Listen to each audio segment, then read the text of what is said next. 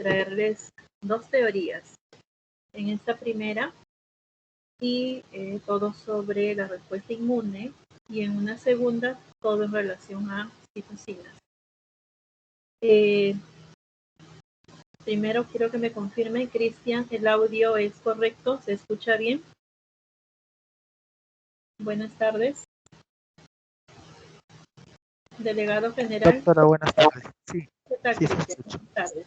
¿El audio es correcto? Sí, sí se escucha, doctora. Tengo 79 personas asistentes. Faltan 20, según la relación que me envía el doctor Fernández. Me gustaría saber, terminada la teoría, si es que te han enviado algún mensaje por fallas de conexión, por fallas eléctricas. No. Ya les he avisado que a las 4 tenemos teoría. Correcto, bien. Solamente estoy registrando la primera asistencia, porque es lo que tengo Doctora. que enviar. Me dan solamente un minuto e inmediatamente comparto la presentación y empiezo con la teoría de esta primera parte.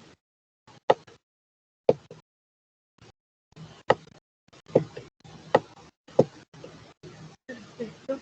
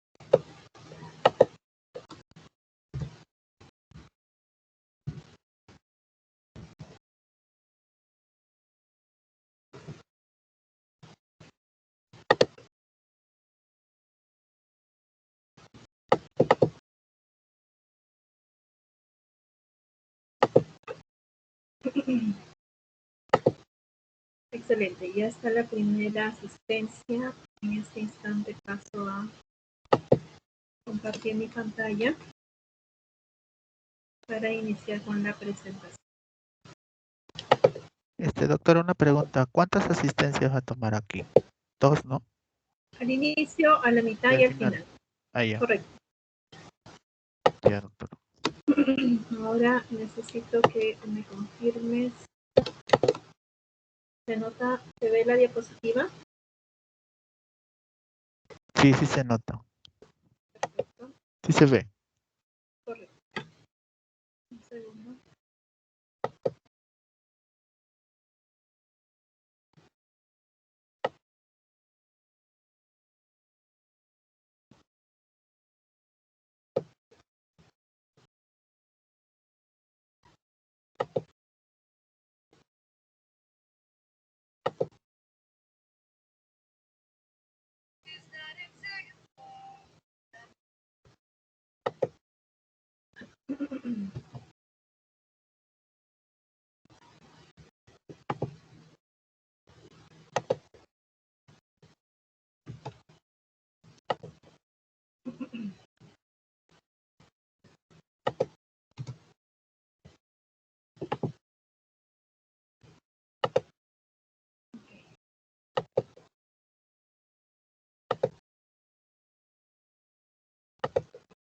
Muy bien, nuevamente, muy buenas tardes. Bienvenidos a este segmento de patología clínica.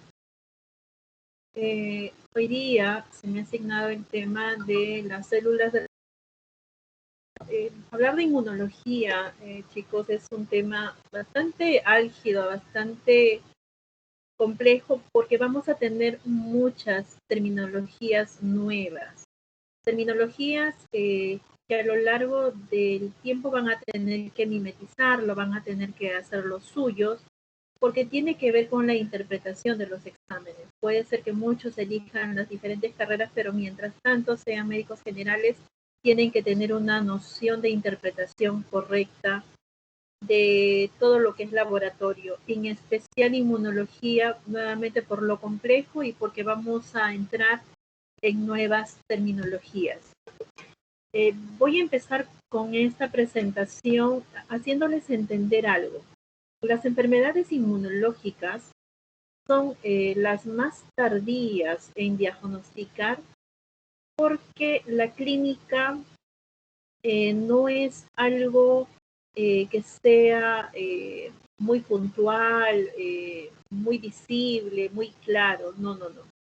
Las enfermedades inmunológicas tienden a ser enfermedades crónicas, enfermedades de larga data, enfermedades que van a terminar siendo complicación de una enfermedad de fondo o teniendo orígenes que pueden aparentar patologías comunes. Entonces, desde ese punto de vista, cuando sepan con contundencia de que no están frente a una enfermedad por etiología bacteriana, por etiología viral, por etiología parasitaria o alérgica, o por etiología inflamatoria, pues tengan que sospechar en enfermedades inmunológicas. Entonces, partiendo desde este punto de vista, vamos a conocer un poquito a nivel celular cuál es el comportamiento de nuestro organismo, pero a nivel celular. Entonces, estas células de la respuesta inmunitaria parte desde el punto de la hematopoiesis, donde se forman el punto de partida, de donde empiezan a emerger, donde empiezan a madurar, donde empiezan a formarse, donde empiezan a tomar forma para salir a la periferia y cumplir con las funciones periféricas propiamente dicha a nivel de la vena. Entonces, entendamos el tema de la hematopoiesis, punto de partida. ¿Cuán complejo es? Complejísimo, porque ahí serán las formaciones no solamente de las primeras células inmaduras hasta alcanzar la maduración, sino que en este punto, en caso tengamos exposiciones externas que puedan conllevar a una mutación, estas puedan terminar en una oncohematología, que no es el tema, pero que se entienda que este es el punto de partida donde vamos a empezar a entender cada uno de estos componentes. Necesito que me confirme si se ve mi cursor, Cristian. ¿Se ve mi cursor? Sí. Sí se ve. Correcto.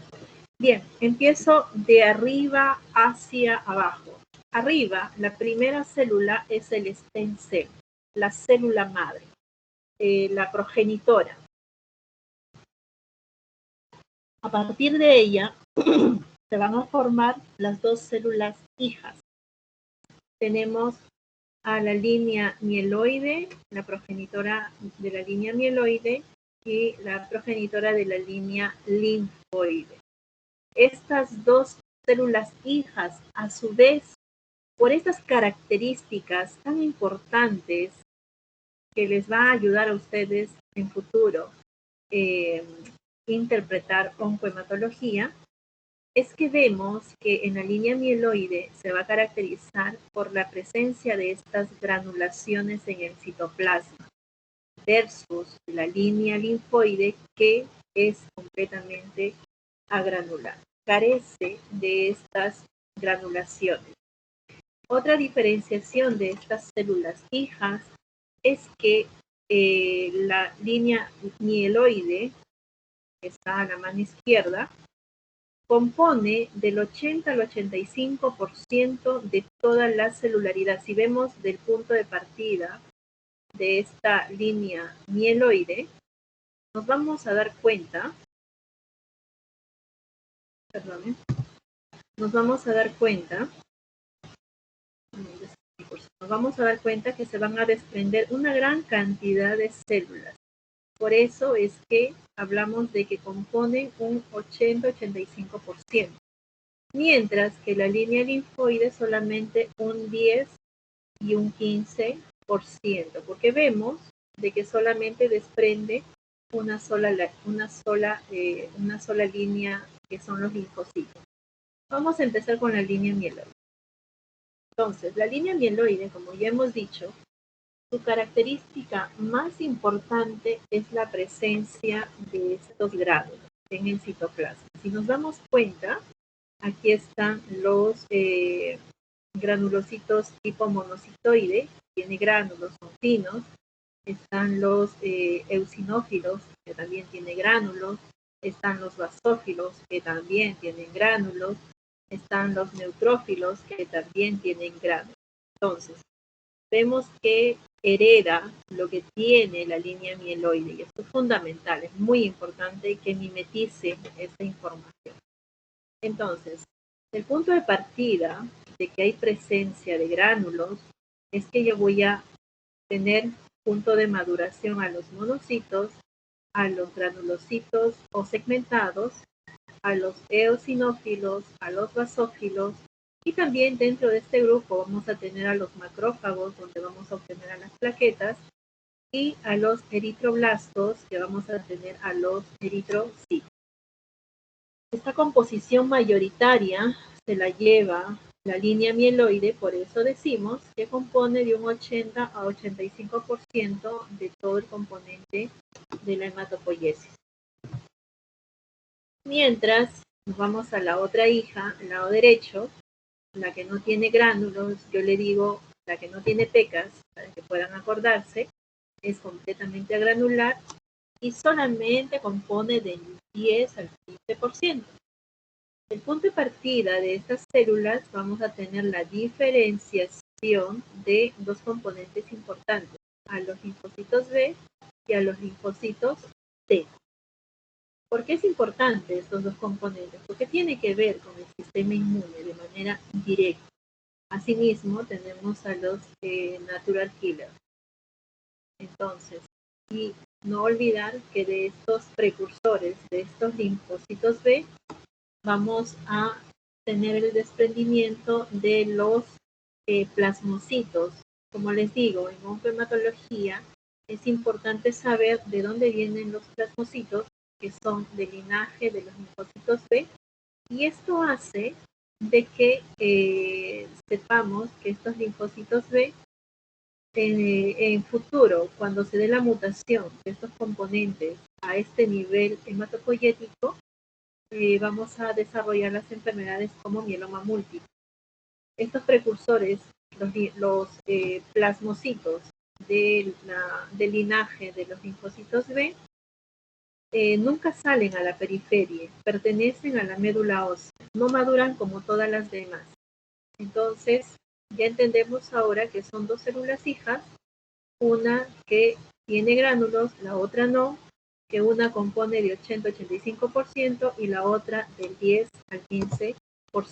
Esto es a nivel de la médula ósea, esta es su cronología, y para que éstas alcancen a la maduración total, intervienen todas las interleuquinas, que es la segunda exposición, donde vamos a entender a las citocinas.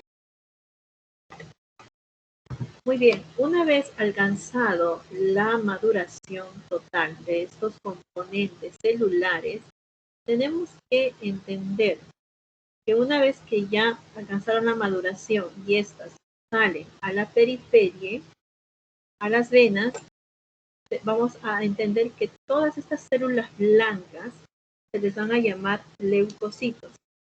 Su promedio estándar es de 4.500 a 10.000. Tenemos que entender que los dos extremos nos estaría indicando, si estuviera el valor de los leucocitos del paciente, si estuviera, por ejemplo, en 9.990 o en 4.445, nos está diciendo de que están en extremos, si bien es cierto, están dentro del rango, pero también nos están diciendo de que están en el borderline, y ese borderline nos indica está en curso en algún proceso, está yendo hacia algún proceso. Por eso que es importante mantener una media que nos indicaría de que el paciente está estable. Pero ese es el rango y eso es lo que se tiene que interpretar. A su vez, los leucocitos están compuestos por estos componentes celulares. A la cabeza, los neutrófilos, le sigue los linfocitos, luego están los eosinófilos, los basófilos y los monocitos. Entonces los tenemos en cantidades absolutas. Aquí vemos que los neutrófilos, su principal función es la de primera línea. Siempre van a actuar ellos cuando ingresen las bacterias. Es decir, ante la presencia de un cuadro infeccioso bacteriano, lo que voy a tener es una neutrofilia, el incremento de los neutrófilos. Y inversa proporcional, los linfocitos se van a activar ante la presencia de los virus. Estos linfocitos, en sus receptores, en su membrana, cuentan con dos receptores importantes, que es el CD4 y el CD8. Estas se van a activar a la presencia de los virus. Por eso voy a tener una linfocitosis. Los monocitos, que oscilan en promedio entre 4 y 8% de la totalidad de los leucocitos, responden al proceso inflamatorio, mientras que los eosinófilos de manera aislada, única, si tengo una eosinofilia, sabremos que estas responden a los procesos alérgicos o, lo más común en niños, a las parasitosis. Muy bien, entonces, ¿qué son los fagocitos? Los fagocitos son células cuya función primaria es la de identificar, ingerir y destruir microbios. Respuestas funcionales es el reclutamiento y la activación, es, como su nombre lo dice, fagocitar, fagocitosis, la destrucción del microbio y promueve y regula la respuesta inmune. Entonces, cada célula, cada una de ellas, interviene específicamente ante la presencia de algún componente. Y aquí a la cabeza pues van los neutrófilos. Los neutrófilos son la población más abundante en sangre periférica. También se denominan polimorfonucleares. ¿Por qué? Porque tienen varios núcleos. Median los primeros momentos de la reacción inflamatoria. Un adulto produce de 1 por 10 a la 11 neutrófilos por día, lo que permanecen circulando alrededor de 6 horas. Entonces, ¿por qué los llamamos polimorfonucleares? Si vemos aquí, este es un segmentado neutrófilo. Vemos que tiene un núcleo, 2 núcleos, 3 núcleos. Entonces, también los llamamos a estos polimorfonucleares. Aquí tiene, por ejemplo, 1 y 2. Los eosinófilos son bilobulados. La característica principal es que su citoplasma, propio por sus granulaciones, van a tener este tono medio anaranjado. Mientras que los basófilos, sus núcleos son disformes, tienen varios núcleos, pero no se visualizan por la gran cantidad de granulaciones que tienen en sus células. Sus características principales de los polimorfonucleares es, ¿son de forma esférica? Por supuesto, todas tienen forma esférica. Estas miden promedio entre 12 a 15 micrómetros. ¿Sus núcleos son segmentados? Por supuesto, vemos que sus núcleos son segmentados. ¿Y que hay presencia de gránulos? Por supuesto, ya hemos dicho en la parte inicial, desde la hematopoiesis, que hay presencia de gránulos en el citoplasma y eso es lo que los caracteriza. Tenemos estos gránulos específicos que contienen lisozima, colagenasa, elastasa. Por el color, son azurofílicos por sus enzimas, por sus defensinas y sus catequidinas. Entonces, esta particularidad a nivel de los polimorfonucleares es muy importante. Por ejemplo, voy a citar una enfermedad muy característica y por qué es importante saber con cuántos núcleos componen estas polimorfos nucleares. Ustedes conocen la enfermedad de anemia megaloblástica. Una de las características patognomónicas es que se van a diferenciar porque a nivel de los segmentados van a tener hipersegmentación. Sabemos que fisiológicamente estas componen de 3 a 4 segmentos, pero cuando tengo la enfermedad de anemia megaloblástica, lo que va a pasar con este neutrófilo segmentado, que va a haber una hipersegmentación. ¿Y a qué se refiere con esta hipersegmentación? Que ya no voy a visualizar 3 a 4 lóbulos, sino a más de 5. Pueden estar compuestos por 5, por 6 lóbulos, por 7 lóbulos, y eso ya no es normal. Eso ya es patológico. Y por eso decimos de que va a haber una hipersegmentación. Hablamos de los fagocitos mononucleares. Dejamos a los polimorfos nucleares y nos vamos a los mononucleares. Su función primaria es también la de fagocitosis, pero tienen un papel importante en la inmunidad. Por eso les había dicho que la línea linfoide, donde están los linfocitos B, los linfocitos T, tienen un papel importante a nivel de la inmunidad. Entonces, estos fagocitos mononucleares cumplen un papel importante en la inmunidad, tanto innata como adaptativa. ¿Por qué? Porque estas se derivan de un precursor común y se activan en los tejidos. Las células en la sangre es el monocito que consiste en dos subpoblaciones.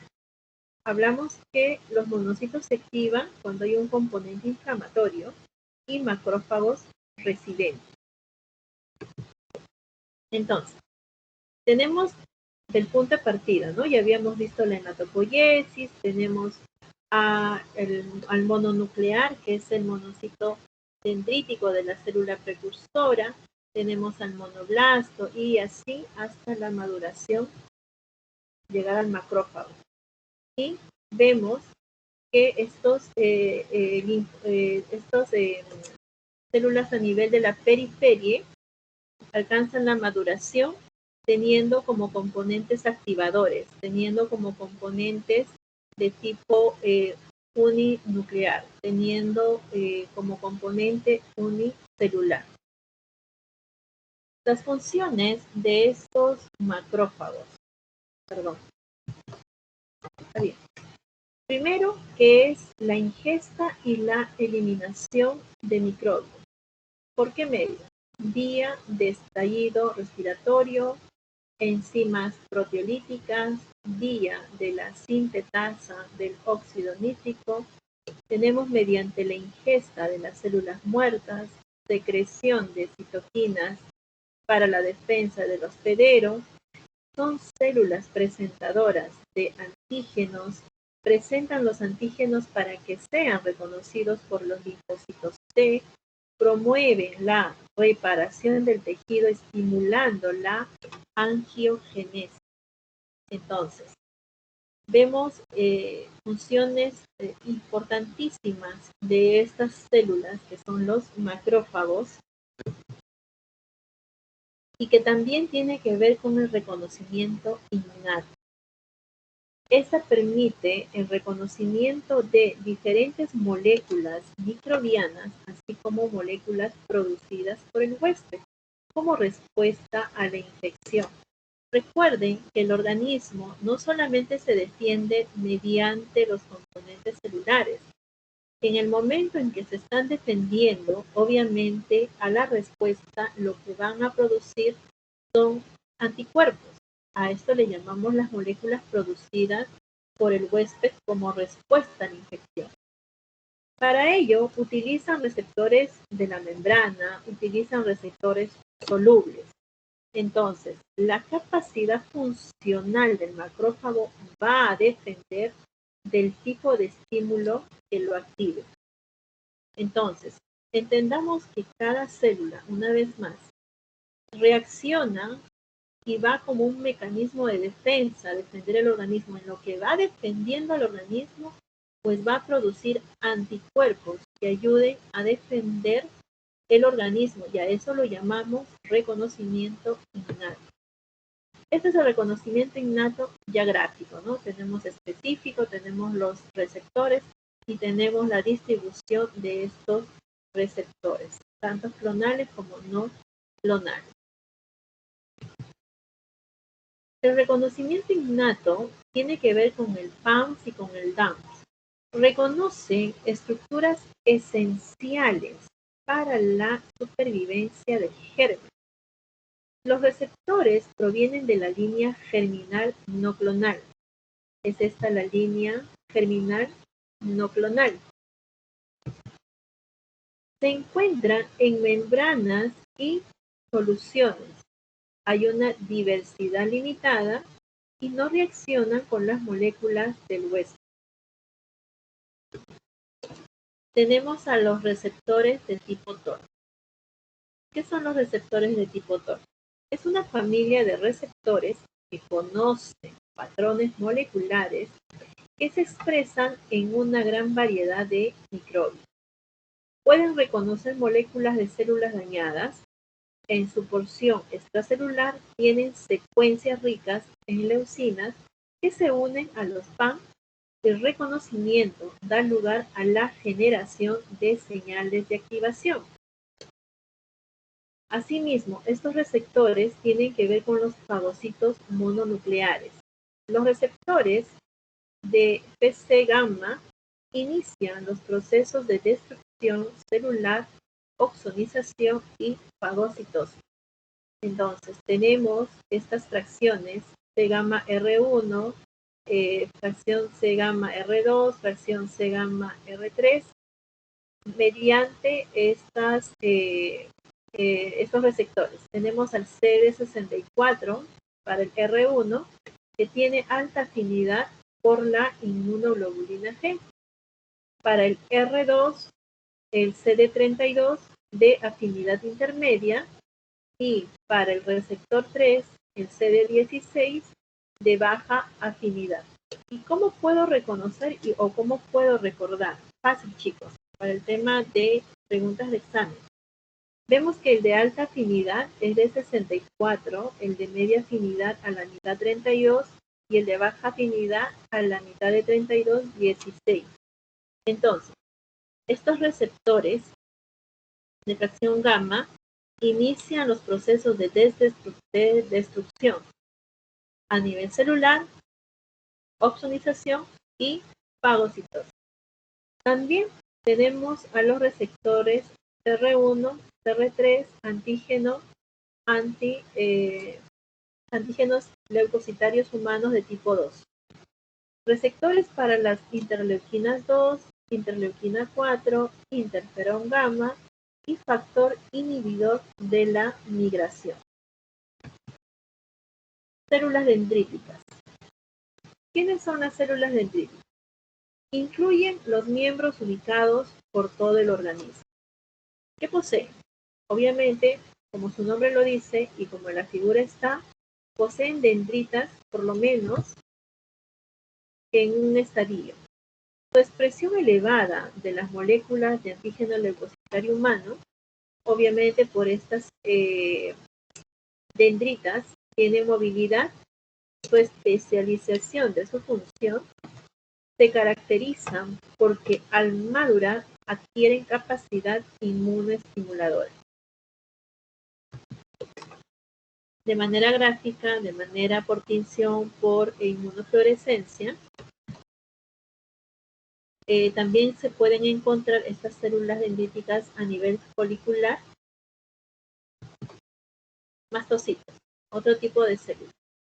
Estos mastocitos derivan de la médula ósea. Se encuentran en la piel, en las mucosas, contienen abundantes gránulos citoplasmáticos que contienen citoquinas, histamina y otros mediadores. ¿Qué es lo que expresan? Expresan receptores para la inmunoglobulina E y la inmunoglobulina G, complementos, neuropéptidos y productos microbianos. Otras células. Dentro de las madurativas tenemos los basófilos, tenemos los eosinófilos. Los basófilos, ya sabemos, son granulocitos sanguíneos con estructural y funcionalmente muy similares a los mastocitos, pero solo constituyen el 1% de los leucocitos en la sangre periférica, por ser muy tóxicos. Los eosinófilos también sabemos que contienen gránulos que son dañinos para los parásitos. Y es por eso que cuando los niños se parasitan, los eosinófilos se incrementan como un mecanismo de defensa, como un mecanismo de respuesta. Voy a tener eosinofilos. Los linfocitos,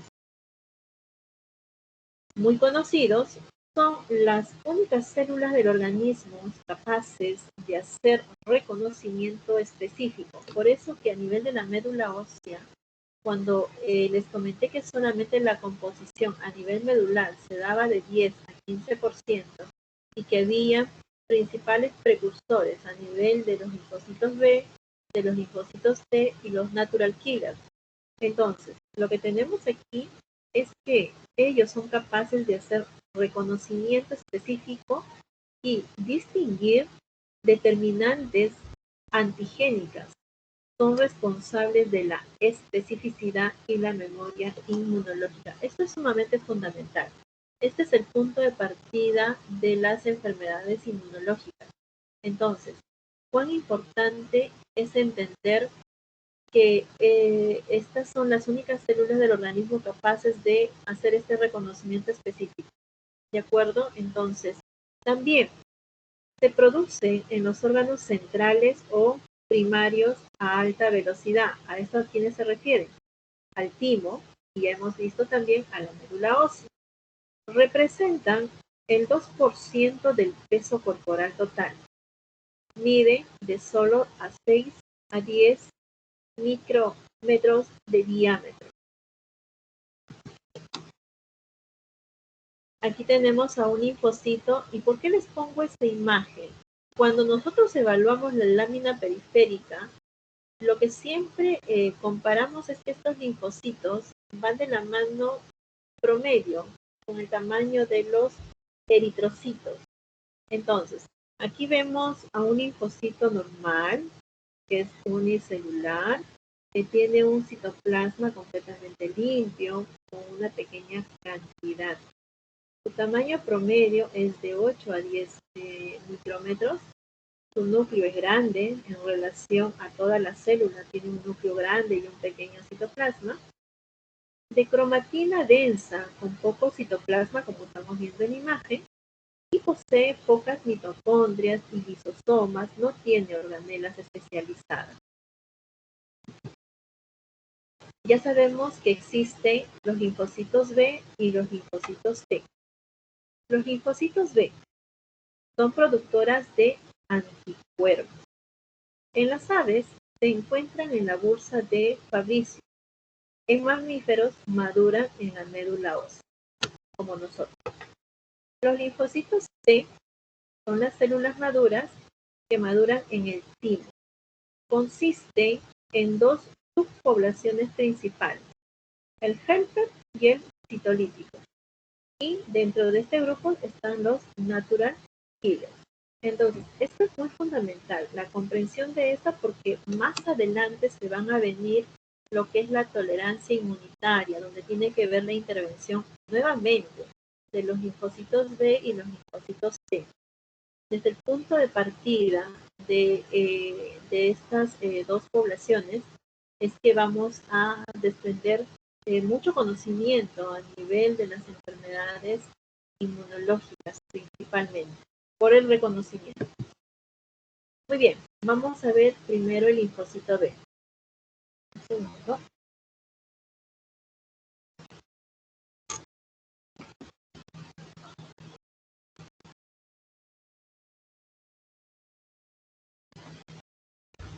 Bien, linfocitos B. Función de producción de anticuerpos.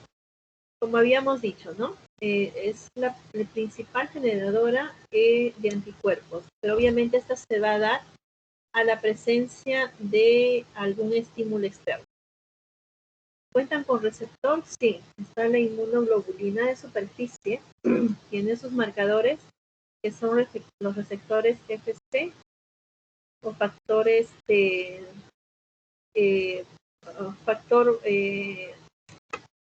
factor C. Tenemos el MSH clase 2, el CD19 y el CD21.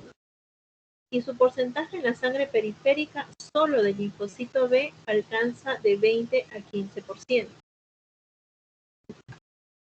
Aquí tenemos cómo se da la maduración de estos linfocitos B. Recuerden al stem cell, a la célula madre, luego tenemos a los prolinfocitos, a los prelinfocitos, a los linfocitos inmaduros, hasta llegar a los linfocitos maduros. Y obviamente la diferenciación de estas cuando hay un efector o un contacto externo.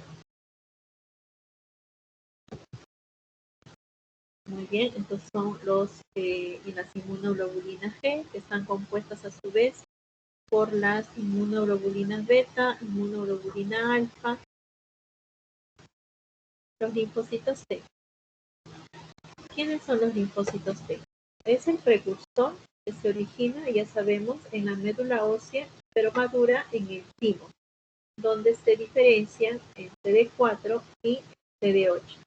Entonces, sabemos que estos dos componentes, tanto el CD4 como el CD8, se van a activar cuando haya un proceso viral. Cuando el virus ingresa, estos receptores son los primeros en activarse como un mecanismo de respuesta. Entonces, por procesos de selección positiva y negativa. La mayoría expresa un receptor alfa-beta. Los CD4 tienen función de colaboración o ayuda, a los cuales llamamos helper. Dependiendo del tipo de estímulo, se van a diferenciar a TH1. Dentro de este grupo está el interferón gamma y la linfotoxina, y el TH2, donde están las interleuquinas 4, la interleuquina 5, 13, la 6 y la 10. Muy bien, entonces, ¿qué es lo que hacen estos linfocitos T? Aquí, por si acaso, por el color no se visualiza, tengo a los linfocitos CD8, ya habíamos visto a los linfocitos CD4. Voy a tratar de cambiarle de color, permítanme un segundo.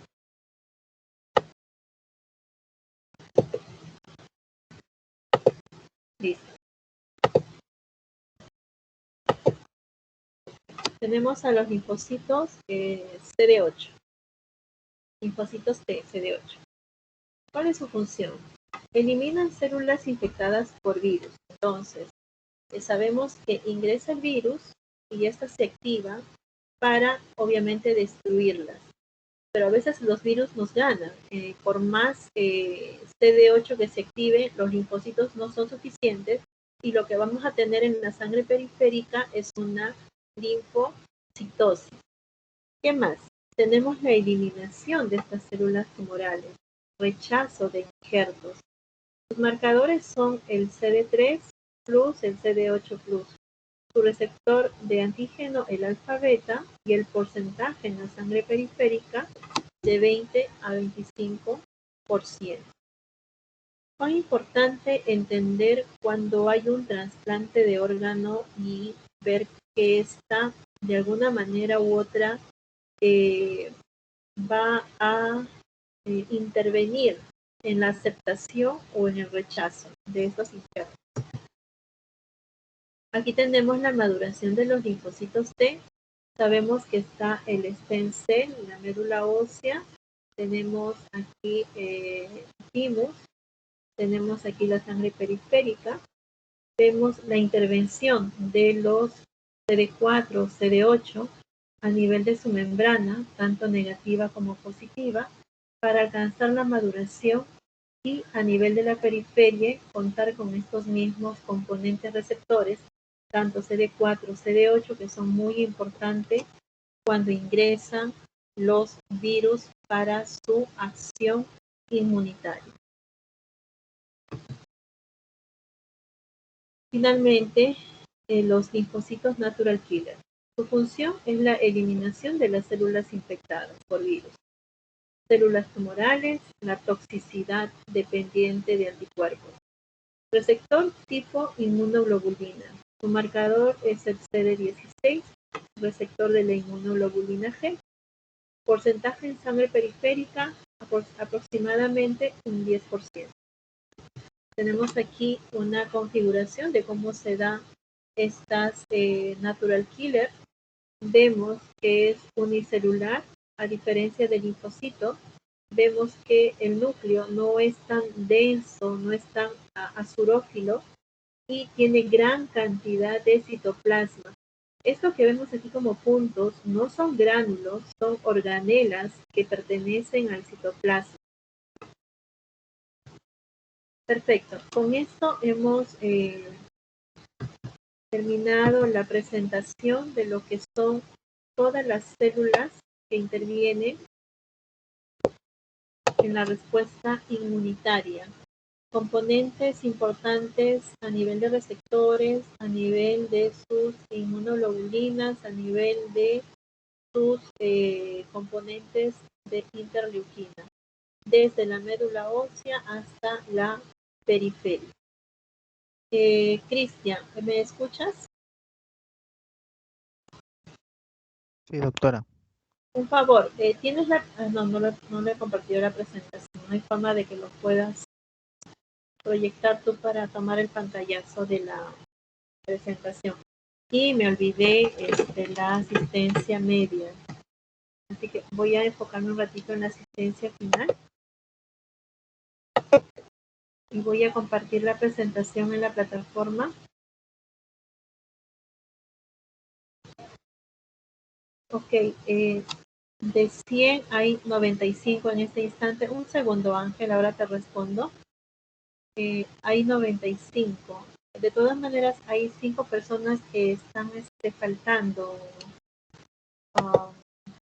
Cristian, no tienes ningún mensaje, ¿no? Por temas de internet, por temas de corte de luz, fallas eléctricas. ¿Tienes a este instante el mensaje de tus 5 compañeros que están faltando, Cristian?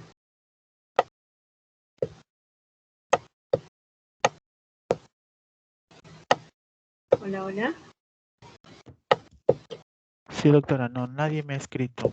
Ok, los que están presentes es la totalidad, ¿no? Sí. Ya, como estoy compartiendo pantalla, están viendo lo que estoy haciendo y estoy guardando la asistencia porque es lo que tengo que elevar.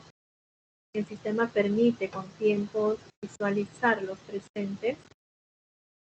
Así es que, nada, chicos, tienen que hacer el esfuerzo ya que está en un horario totalmente definido.